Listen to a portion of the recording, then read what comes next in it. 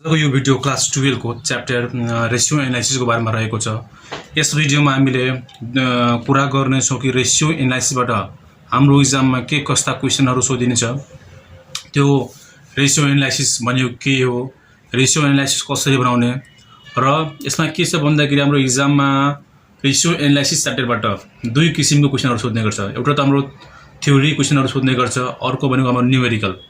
Theory क्वेशनमा प्राय हाम्रो के सोध्छ भन्दाखेरि रेसियो एनालाइसिस भनेको के हो, रेसियो एनालाइसिसको एडभान्टेजहरु के हुन् र त्यसको इम्पोर्टेन्स के को हो भनेर त्यो हाम्रो प्राय सोधेर आउँछ। र अर्को हाम्रो भनेको हाम्रो न्यूमेरिकल क्वेशन्सहरु हो। त त्यसको बारेमा आज हामीले छलफल यस भिडियोमा छलफल गर्ने छौं।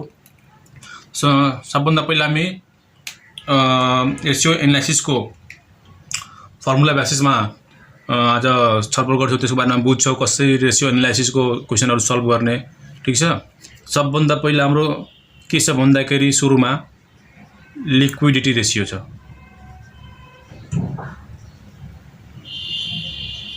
ठीक छ।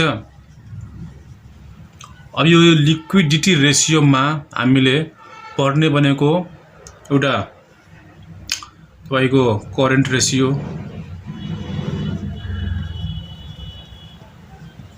अनि अर्को भनेको हाम्रो क्विक रेशियो।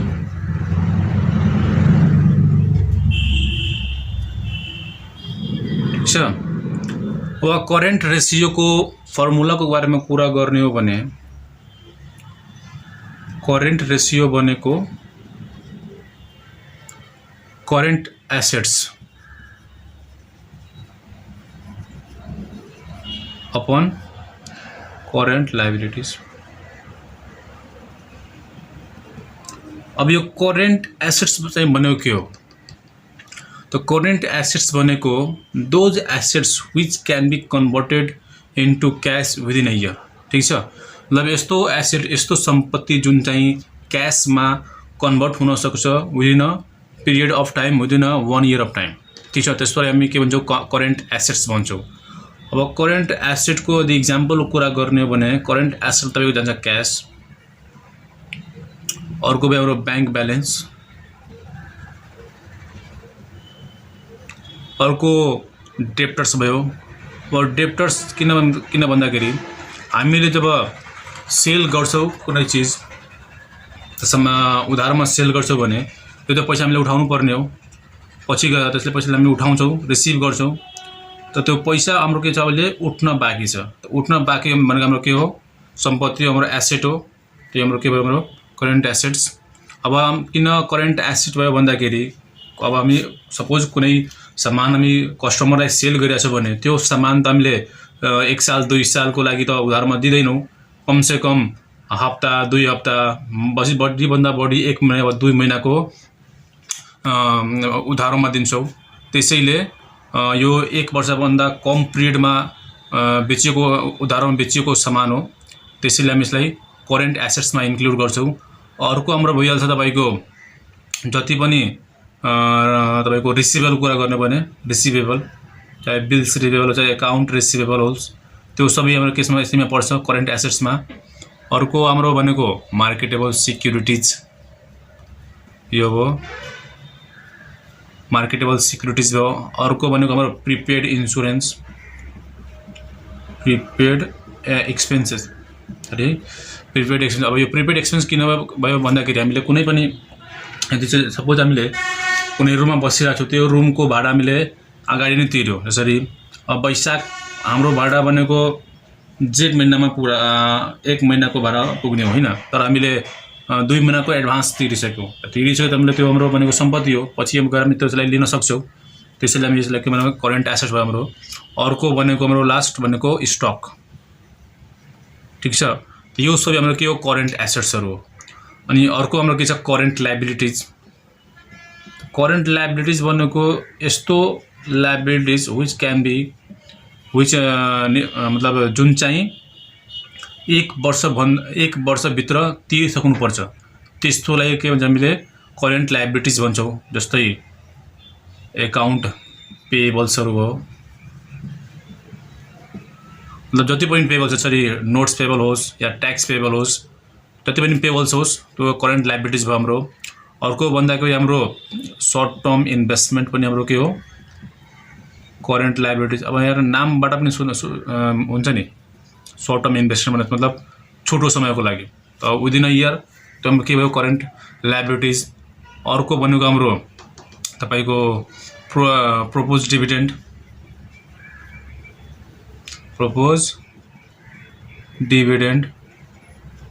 अर्को यदि कुरा गर्ने हो भने हाम्रो के भन्छ हाम्रो आउटस्ट्यान्डिङ लायबिलिटिज पनि भइहाल्छ। आउटस्ट्यान्डिङ लायबिलिटिज नभनेर हामी आउटस्ट्यान्डिङ एक्सपेन्सेस पनि भन्दा भइहाल्छ। आउटस्ट्यान्डिङ एक्सपेन्सेस मतलब यस्तै पोइन्टहरु छ जुन हाम्रो के हुन्छ भन्दाखेरि हाम्रो करेन्ट लायबिलिटिज हुन्छ। अर्को अब के छ हाम्रो क्विक रेशियो। क्विक रेशियो भनेको के हो त क्विक रेशियोमा हाम्रो के पर्छ भन्दाखेरि क्विक रेशियोको हाम्रो फर्मुला के हो भन्दाखेरि हाम्रो quick assets by current liabilities. अब यो क्विक एसेट्स भनेको के हो क्विक एसेट्स भनेको एउटा यस्तो एसेट जुन चाहिँ कम से कम पिरियड अफ टाइममा क्याशमा कन्भर्ट हुन सक्छ। जसरी हाम्रो यो करेन्ट एसेट्स थियो जसलाई मतलब कम से कम एक साल भित्रमा मतलब क्याशमा कन्भर्ट हुन सक्छ। तर यो भनेको त्यो भन्दा पनि कम सबभन्दा कम टाइममा क्याशमा कन्भर्ट हुने एसेटलाई हामी के भन्छौँ क्विक एसेट भन्छौँ। यो क्विक अब चाहिँ हाम्रो के छ भन्दाखेरि क्विक रेशियो छ। त क्विक रेशियोको फर्मुलामा के छ हाम्रो quick assets upon current liabilities. त क्विक एसेट्समा के जान्छ त क्विक एसेट्समा जाने भनेको हाम्रो यसको फर्मुला हाम्रो के छ भन्दाखेरि total current assets minus prepaid expenses minus stock. जति पनि करेन्ट एसेट्सहरु छन् त्यसबाट प्रिपेड इन्स्योरेन्स र स्टकलाई माइनस गर्दा हाम्रो के आउँछ हाम्रो क्विक एसेट आउँछ। अनि करेन्ट लायबिलिटिज भनेको हाम्रो यो भइ नै हाल्यो करेन्ट लायबिलिटिज। त यो भनेको यसरी हामीले तपाईको करेन्ट रेशियो निकाल्न सक्छौं। अर्को भनेको क्विक रेशियो निकाल्न सक्छौं। ठीक छ। अब अर्को क्याटेगोरी भनेको हाम्रो के भन्दाखेरि सरी एउटा क्वेशन अझै बाँकी छ हाम्रो के छ भने वर्किङ क्यापिटल।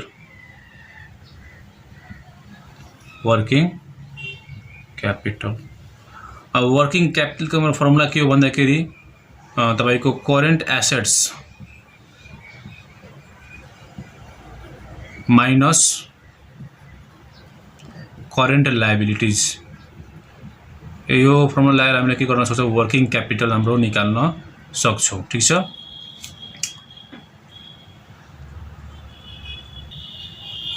यहाँ के छ भन्दाखेरि हाम्रो जुन अब करेन्ट लायबिलिटिज छ यसमा एउटा कुरा मिस्टेक भएको छ। के छ भन्दाखेरि हाम्रो सर्ट टर्म यहाँ इन्भेस्टमेन्ट नभएर के हुन्छ भन्दाखेरि सर्ट टर्म लोन हुन्छ। किन सर्ट टर्म इन्भेस्टमेन्ट हाम्रो त इन्भेस्टमेन्ट गरिरहेको छ भने त्यो हाम्रो एसेट हो नि त्यो हाम्रो करेन्ट एसेटमा जान्छ है त। यो हाम्रो जुन यो सर्ट टर्म लोन छ यो हाम्रो करेन्ट लायबिलिटिज हो। त्यही फर्मुला हो करेन्ट रेशियो कसरी निकाल्ने क्विक रेशियो कसरी निकाल्ने हाम्रो वर्किङ क्यापिटल कसरी निकाल्ने यो एउटा हाम्रो क्याटेगोरी भयो। ठीक छ।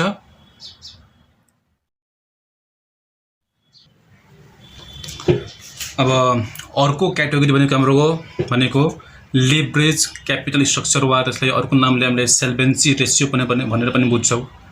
यसमा हामीले पढ्नुपर्ने कुरा भनेको डेब्ट टु शेयर होल्डर फन्ड वा इक्विटी रेशियो। अर्को भनेको डेब्ट टु क्यापिटल इम्प्लोइड रेशियो र मतलब यही दुईटा हामीले कुरा मतलब भनेको यसमा क्यापिटल स्ट्रक्चर वा सल्भेन्सी रेशियोमा पर्ने हो। अनि यो दुवैबाट सबभन्दा बढी सोध्नुपर्ने भनेको यो पीबीआई डेब्ट टु शेयर होल्डर फन्ड वा इक्विटी रेशियो सबभन्दा बढी यही सोध्ने गर्छ। ठीक छ। अब यसमा डेब्ट to shareholder fund equity रेशियोको फर्मुलामा के हो भन्दाखेरि लङ टर्म डेब्ट upon total share holders fund वा इक्विटी। ठीक छ। डेब्ट भनेको माथि अनि टु भनेको डिभाइड अनि तल भनेको शेयर होल्डर फन्ड्स यो आउनुभयो। अब यो जुन हाम्रो छ शेयर लङ टर्म डेब्ट जुन भनिरहेको छ हाम्रो त्यो लङ टर्म डेब्ट निकाल्ने चाहिँ कसरी हो त लङ टर्म डेब्ट भनेको यहाँ हेर्न सक्नुहुन्छ। लङ टर्म डेब्ट भनेको डिबेन्चर होस् यो डिबेन्चर भनेको लोन जस्तै हो बन्ड होस् लङ टर्म लोन होस् मोर्टेज लोन होस् वा सेक्योर्ड लोन, यो सबलाई एड गर्छ भने हाम्रो के आउँछ भन्दाखेरि एड गर्दा हाम्रो के आउँछ भनेको हाम्रो लङ टर्म डेब्ट आउँछ। ठिक छ। अर्को यहाँ तल के छ भने टोटल शेयर होल्डर फन्ड्स वा इक्विटी। अब यो जुन हाम्रो टोटल शेयर होल्डर फन्ड्स वा इक्विटी कसरी निकाल्ने भन्दाखेरि यहाँ छ share holders fund share holders equity is equal to, अब सिम्पल भाषामा बुझ्नु भने शेयरसँग सम्बन्धित सबै बुदाहरू यसमा हुन्छ। हामीले त्यो फाइनल एकाउन्ट बनाउँदाखेरि हाम्रो त्यहाँ के थियो हाम्रो इक्विटी सेयर मतलब शेयर क्यापिटल, त्यसपछि preference share capital, share premium मतलब यस्तो थियो नि, त्यो सब यसमा आउँछ हाम्रो। ठिक छ। प्लस रिजर्भ एन्ड सरप्लस सम्बन्धित जति पनि पोइन्टहरू जति पनि बुदाहरू छन् त्यो सब यसैमा आउँछ। Plus PL appropriation account CR, अनि फाइनल एकाउन्ट बनाउँदाखेरि हामीले त्यो पिएल एप्रोप्रिएसन एकाउन्ट पनि बनाइरहेको थियो हामीले। त्यसमा जुन हाम्रो सेयर ब्यालेन्स आउँथ्यो त्यसले हामी कहाँ हेराउँथ्यो भन्दाखेरि हामीले रिजर्भ एन्ड सरप्लस पनि देखाइदिएको थियो हामीले, त्यो पनि यसमा एड गर्ने। र हाम्रो जुन यो फाइनल एकाउन्ट बनाउँदाखेरि हाम्रो जुन हाम्रो एसेट साइडमा हाम्रो के थियो भन्दाखेरि लास्टमा आएर हाम्रो मिसलेनियस एक्सपेन्सेस भनौँ वा फिक्टिसियस एसेट भनेर थियो हाम्रो, त्यसलाई के गर्ने भन्दाखेरि त्यसलाई माइनस गर्ने। अब यो मिसलेनियस एक्सपेन्सेस वा फिक्टिसियस एसेट्स भनेको के हो भन्दाखेरि तपाईको प्रिलिमिनरी एक्सपेन्सेस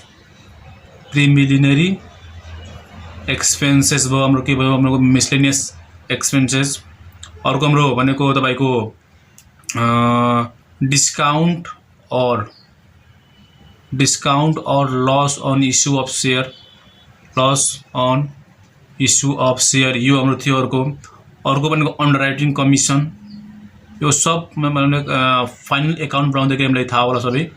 अन्डरराइटिङ कमिसन यो सबलाई के गर्ने यसबाट माइनस गर्ने। र सिम्पल भाषामा के बुझ्ने भने सेयरसँग सम्बन्धित जति पनि बुदाहरू छ त्यसलाई एड गर्ने, प्लस रिजर्भ एन्ड सरप्लसमा जाने जति पनि पोइन्टहरू छ तिनीहरूलाई एड गर्ने, प्लस पिएल एप्रोप्रिएसन एकाउन्टको जुन सिआर ब्यालेन्स छ त्यसले एड गर्ने र डिआर ब्यालेन्स छ भने यसलाई माइनस गर्ने, अनि मिसलेनियस एक्सपेन्सेसलाई पनि माइनस गरेर जुन हाम्रो एमाउन्ट आउँछ त्यो भनेको हाम्रो के हो भनेको शेयर होल्डर्स इक्विटी हो।